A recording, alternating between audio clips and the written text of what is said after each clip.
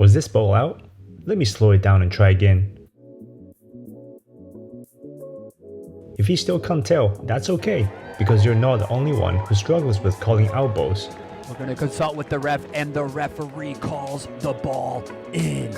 4 for 4. Let's look at these top pros. They struggle just as much as you, but don't worry, by the end of this video, you'll know exactly what to do with outballs. It's so far inside the line. Can you seduce this guy? That line! Absolute go! Now you saw that? That was not even close! I saw it in the blue, Solomon.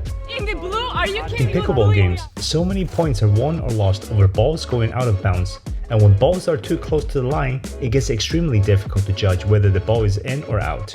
Unlike in tennis, pickleball players have the responsibility to call the lines on their end of the court, unless the game is officiated with dedicated line judges, which by the way doesn't happen often. As a player, learning how to make the correct and fair outball calls is therefore an important skill to learn and master. In fact, if you're a struggling 3-5 player like myself, I would argue that the skill of line calling is something that you can become as good as the pros, if not better, after you finish watching this video. I read through the entire 78 pages of 2024 USA Pickleball rulebook just to answer 2 questions. What is an outball? And when should you call the ball out? I'm going to share with you what I learned so you can master line calling without going through what I did. To start with, we need to first understand what the official definition of an outball is. According to USA Pickleball rules, a ball is out of bounds if and only if the area of where the ball contacts the surface is completely outside of the court. Since the pickleball doesn't really compress when it hits the surface, so the point of contact would be a very small area directly under the ball. If you're not completely 100% sure about whether a ball is in or out, you must always give the advantage to your opponent and call it in. So the definition of an outball might be easy enough to understand. However, calling a ball out during the game is not always straightforward. And because of this, USA Pickleball have developed several rules to help players understand when to call the ball out. Before we discuss when to call an outball, let's first understand under which circumstances should you even consider calling the ball out. A player shall not call the ball out unless they can clearly see a space between the line and the ball as it hits the ground. In other words, if you don't clearly see a space between the ball and the edge of the line as the ball lands, you must call it in. And this is what makes it very tricky and can cause a lot of confusions for players. Because depending on where you are on the court in relation to the ball and which angle you're looking at the ball from, you may either call the ball out or in, regardless of whether the ball is actually out or not. Let me demonstrate how this works. Here's a ball. Looking at this ball from just a few inches away at the ground level, this ball is clearly out by definition. But when you're in a game, you're never going to be able to looking at the ball from this angle. So realistically, you're more likely looking at the ball from an angle like this, in which case you would call this ball in because there's no space between the ball and the line.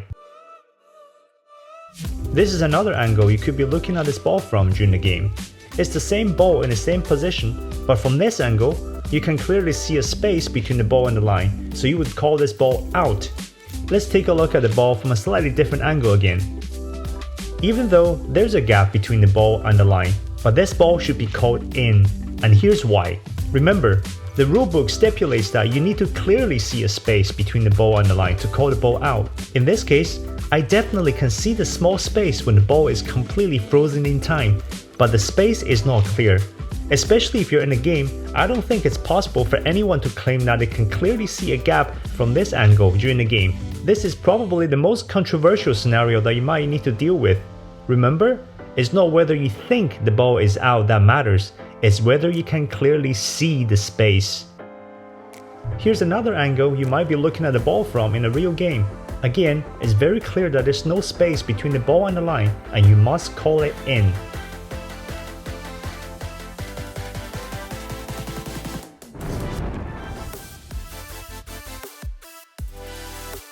After you've decided the ball is out or is going to be out, you wait for the ball to bounce, then you call the ball out. If after the ball bounces you decide to return the ball back to your opponent, then you need to be sure to either make the call before your opponent hits the ball that you just returned or before the ball becomes dead. For example, your returning ball goes onto the net, or it could be your ball going outside of the court. or any other reason that causes the ball to become dead. If your call happens after these scenarios, then it would be considered too late. If you make the outball call too soon, for example before the ball bounces, then it would only be considered as player communication instead of outball calls. So be sure not to call your outballs too early. If you learned something new in this video, I would really appreciate if you could give this video a thumbs up. This 5-minute video actually took me about 20 hours of work to complete.